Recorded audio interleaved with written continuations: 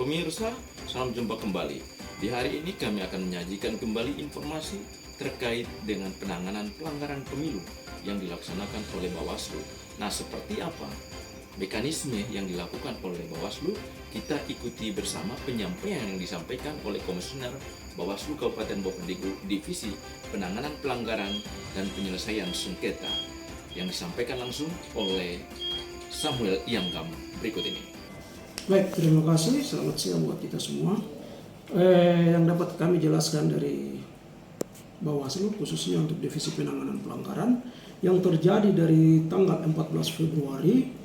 Sementara kita menunggu kalau memang ada laporan-laporan dugaan baik dari partai atau dari caleg yang merasa dirugikan atau ada temuan atau dugaan pelanggaran bisa dilaporkan. Tapi untuk sementara yang kita ikuti dari tanggal 14 sampai dengan tanggal yang sekarang ya, itu laporan yang kita terima ada 5 laporan. Jadi di tanggal 19 bulan Februari itu kita terima juga laporannya, laporannya dia belum memenuhi syarat material sehingga kita kembalikan untuk perbaikan selama 3 hari. Itu di tanggal 19. Terus ada juga di tanggal 19 itu juga itu belum memenuhi syarat material sehingga kita kembalikan untuk diperbaikan selama 3 hari masa perbaikannya.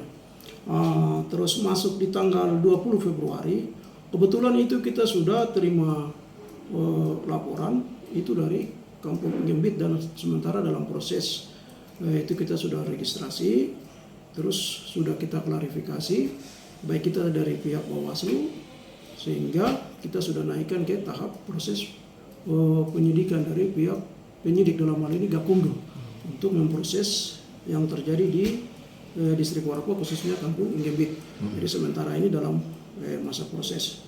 Terus untuk yang nomor berikut yang nomor 4 kasusnya masih kita kembalikan karena belum memenuhi syarat material.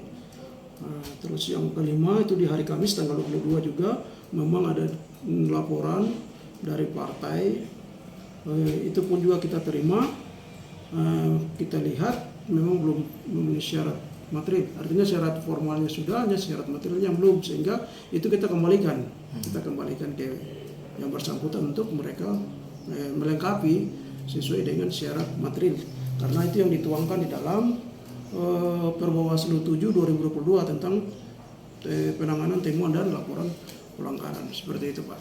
Oke, baik. Setiap laporan itu, Pak, untuk tindakan nyata tentunya harus memiliki syarat-syarat tadi.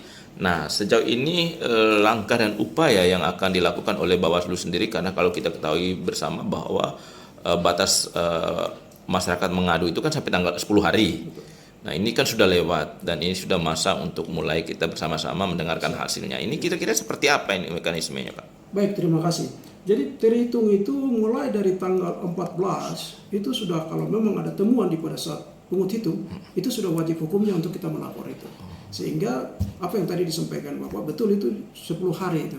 Jadi jangan sampai disebut daluarsa.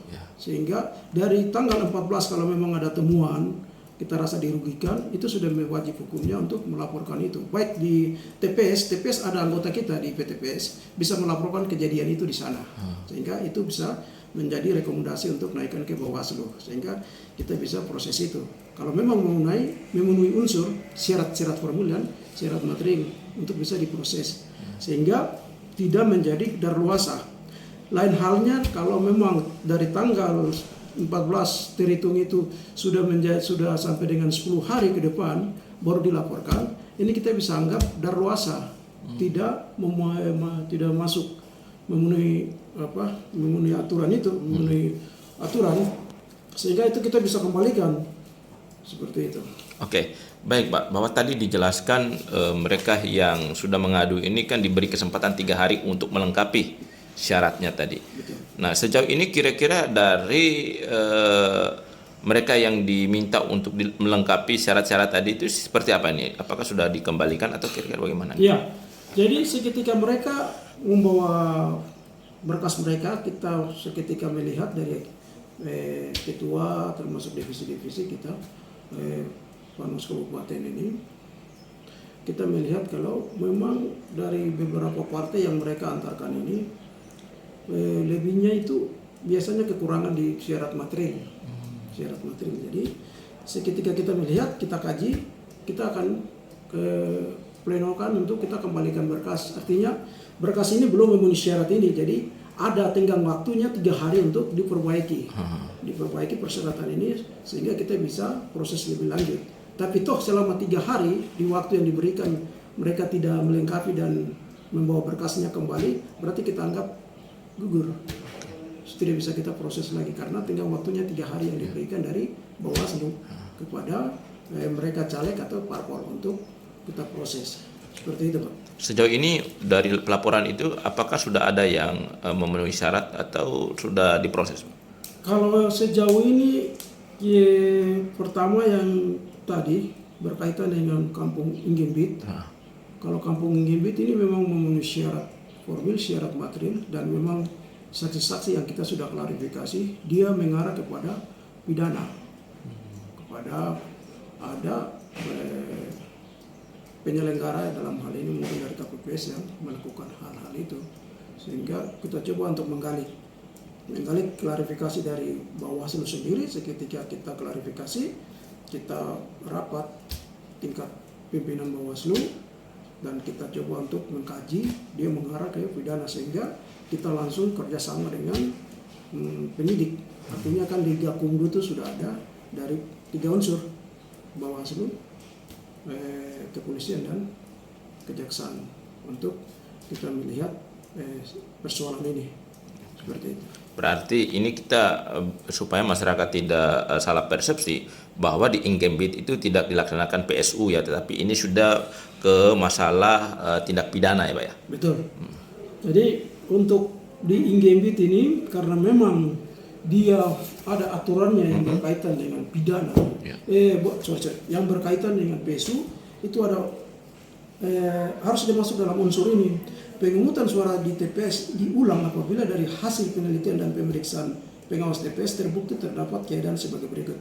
Pembukaan kotak suara dan atau berkas pemungutan suara, perhitungan suara tidak dilakukan menurut tata cara tetapkan dalam ketentuan peraturan perundang-undangan. Terus petugas KPPS meminta pemilih memberikan tanda khusus, penandatangani atau menuliskan nama atau alamat pada surat suara yang sudah digunakan.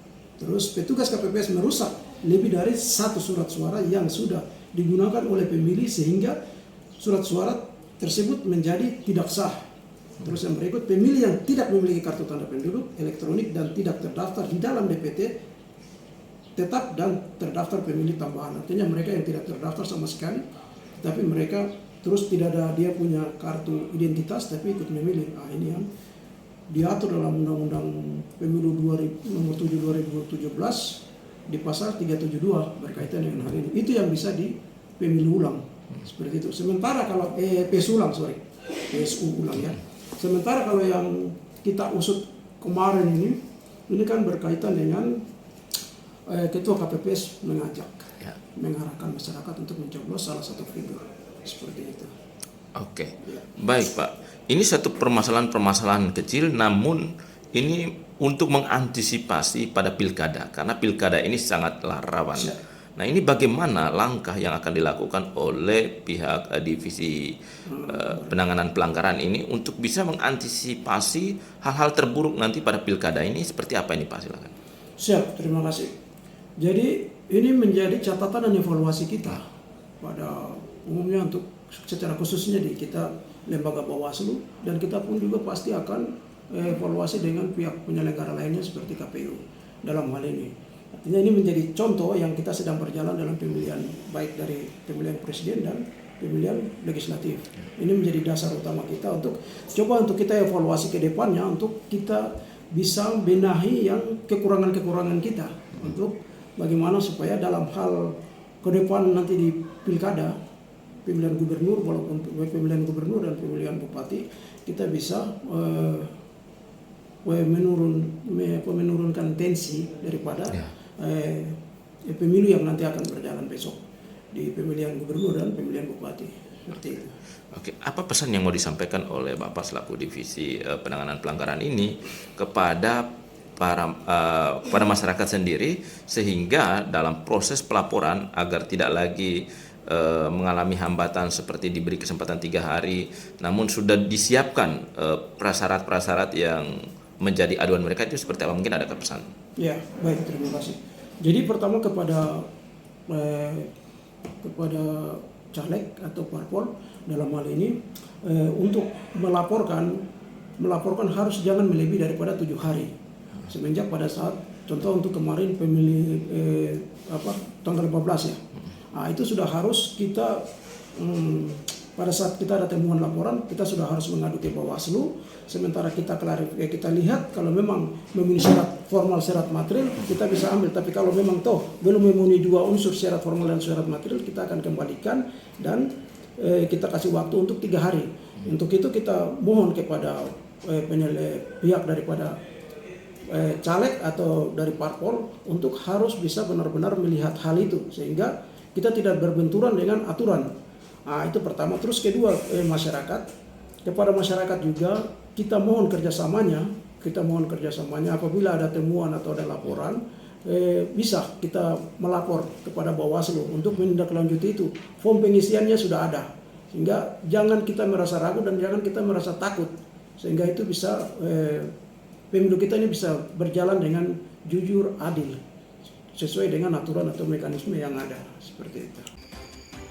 Pemirsa, itulah tadi kita sudah bersama-sama mendengarkan penyampaian yang disampaikan oleh Bawaslu Kabupaten Bovendigul, bahwa apabila masyarakat maupun partai politik atau bacalek yang ingin untuk menyampaikan aduan kepada pihak Bawaslu, tentunya harus dipersiapkan secara baik persyaratan yang nantinya akan dibawa kepada pihak Bawaslu sehingga dalam penanganannya dapat terselesaikan dengan baik.